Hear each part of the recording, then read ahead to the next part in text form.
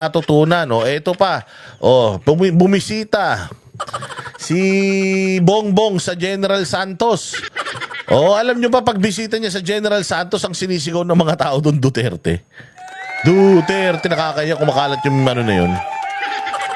Kumakalat yung video na yun na na sinisigawan sila, yung convoy nila sinisigawan ng tao ng mga Duterte. So nagpunta siya sa General Santos at nag-inspeksyon na naman.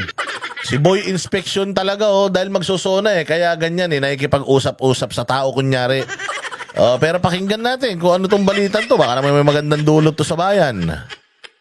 Patuloy ang pag-iikot ni Pangulong Bongbong Marcos sa mga sektor ng agrikultura sa bansa. Ang kanyang binisita ngayon para kausapin at bigyan ng tulong ang mga mangingisda sa General Santos City. At para sa detalye, naroon si News 5 Mindanao correspondent Bril Montalvo. Bril, ano na bang mga aktibidad dyan? Ayan yung reporter na sinungaling. Yan yung reporter na bulag. Bakit ko nasabing bulag? Kasama namin to Kasama to sa mga pinapasok diyan sa sa KOJC. Na putsangin yan, ang babait pagkaharap mo. Kunyari nakikinig sa mga press con pero walang ibinabalitang matino tungkol sa siege. Ito yan, yan yung reporter na yan, si Barbie. Pangulong Marcos ngayong araw. Nikki, narito ngayong araw sa General Santos City si Pangulong Bongbong Marcos para sa ilang aktibidad. Nauna nga riyan ang pagbisita niya sa Gensan Fishport Complex para makipagdialogo sa mga mangingisda rito. Ayan yung convoy na. Ang dadaan ng convoy, yung mga tao ang sigaw, Duterte! Duterte! Tayo na yan.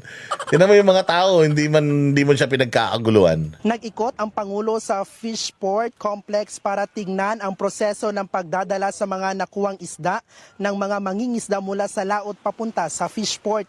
Pucha, ngayon niya palang aalamin. Puta, kaway na naman ang kaway. May nakikita na naman siyang hindi mo nakikita, siya lang ang nakakakita. Lakas na naman ng tama. So ngayon niya palang aaralin, gusto daw niyang aralin kung papaano daw yung mga mangingisda natin nagpoproseso ng kanilang mga huli, anak ng toklay. Sabi mo advantage ka dahil presidente tatay mo. Dapat alam mo na yung mga ba't ngayon mo palang inaaral, 3 taong ka na. Anak ng tokwa naman. Sige, diretso. Tuna ang pangunahing produkto ng Gensan Fishport na ine-export pa sa ibang bansa. Namahagi rin ang Pangulo ng mga gamit at livelihood projects sa mga mangingisda. Ito ay mga motorized fishing boats, marine fingerlings at iba pa na aabot sa halagang higit 22 milyong piso. Matapos nito ay nakipaghalubilo din si Marcos sa mga mangingisda para alamin ang kanilang mga problema sa industriya at para na rin magbigyang solusyon ito ng gobyerno. Nangako din ang Pangulo na mas bubuhayin nito ang industriya ng pangingisda. Nangako na naman. Mas bubuhay yung industriya ng pangingisda. Pag tinanong mo, paano? Puta, walang alam yan. Hindi niyan alam. Bubuhayin natin ang pangingisda. Putang ina. Paano, sir? Anong naiisip mong unang dapat gawin? Wala. Basta importante, nangako ako. Puro pangako. 3 taon na, puro pangako pa rin.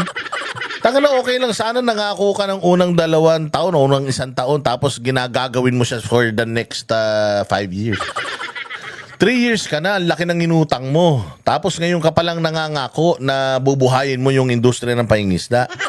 Tanginan yan, dapat noon mo pa binuhay yan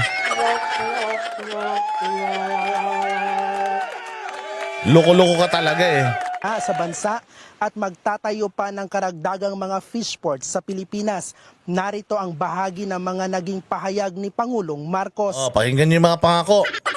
Dagdagan natin yung pangako Ano yung unang pangako? 20 pesos na kilo ng bigas. Pangalawang pangako, lahat ng mga smuggler hahantingin. Di ba? Oras na daw, bilang na oras nila. Taas ano pa pangako? Yung pabahay na walang kakwenta-kwenta. Hindi pa yata umabot na 1 milyon, 3 taon na. 1 milyon, 1 taon ng pangako niya. Ngayon may bago na mga pinapangako. Noon nangako din sa mga magsasaka ng cold storage, nangako ng magandang ani, tulungan, mga makinarya. O kita mo naman, wala pa rin. Hanggang ngayon, angkat pa rin tayo ng angkat. O tapos ito na naman, mangingisda naman yung pangangakuan. O magdadagdag daw ng mga cold storage na naman. O mga pantalan daw, magdadagdag na naman siya. O baka pag nagdagdag ka ng pantalan, lalong dumami yung smuggler sa Pilipinas. Sabi pa naman nila, smuggler daw yung kaibigan ng asawa mo. Sabi nila, hindi ko sinabi yun ha. O ano pa yung mga pangako? Ay gagawin namin ang lahat para naman masuportahan yung buong, hindi lamang yung cold storage, kung hindi yung buong cold chain. Para yung mga huli na nahuli na natin ay... Yung mga huli na nahuli na natin? Meron bang huli na hindi nahuli? O sa bagay, sanay ka doon sa mga huli na walang nahuli. Nahuli yung drugs, nahuli yung droga dyan sa dagat pero walang nahuli yung drug lord. O so yun, sabi niya ito, yung huli na nahuli na natin. Meron... O, mapatanong din talaga ako eh. Ano kaya yung mga huli na hindi nahuli? Oo, baka nga yung shabu. Sabi ko nga yung mga shabu, sumuko sila ng kusa eh. Sa sobrang galing ni Bongbong Marcos. Sobrang galing nung war on drugs niya. Putya, kusa nang sumusuko yung mga drugs. Kung noong panahon ni Pangulong Duterte, yung mga drug lord, mga drug addict ang sumusuko para hindi sila matokhang magparehab na sila ng kusa. Putya ngayon, iba. Mas matindi talaga si Bongbong. Kung meron nagawa si Bongbong sa Pilipinas na talagang kinabiliban ko, yun yung kusa niyang napasuko yung droga. Yung shabu, tumaas ang kamay. Susuko na po ako. Para hindi po ako masinghot ng mga adik sa Pilipinas. Ako na yung kusang magpapalutang-lutang sa dagat. Ganyan. Kasi nga, katulad na sinabi niya, yung mga huli natin na nahuli na. O kasi meron siyang mga huli na walang nahuli. O so ito sa isda, yung mga huli daw na nahuli na. O sige. Pagdating sa yung mga huli na nahuli na natin ay pagdating sa market ay maganda pa rin at yung Ano? quality ng isda ay ma-maintain para siyempre mas magandang benta. Ang inano parang grade 1 yung nagsalita. Di ba? Parang grade 1 yung nagsasalita.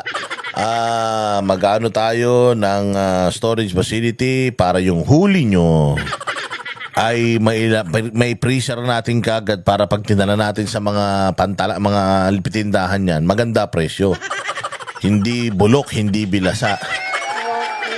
Tanginan niya, parang grade 1 yung nagpapaliwanag eh. Sino ba tanga hindi nakakaalam niyan? Alam na nila yan, hindi mo na kailangan ipaliwanag. Putang na, alam na wala kang gagawin talaga eh, puro pangako ka lang eh.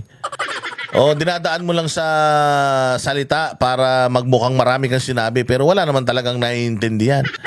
Diyos ko po, okay.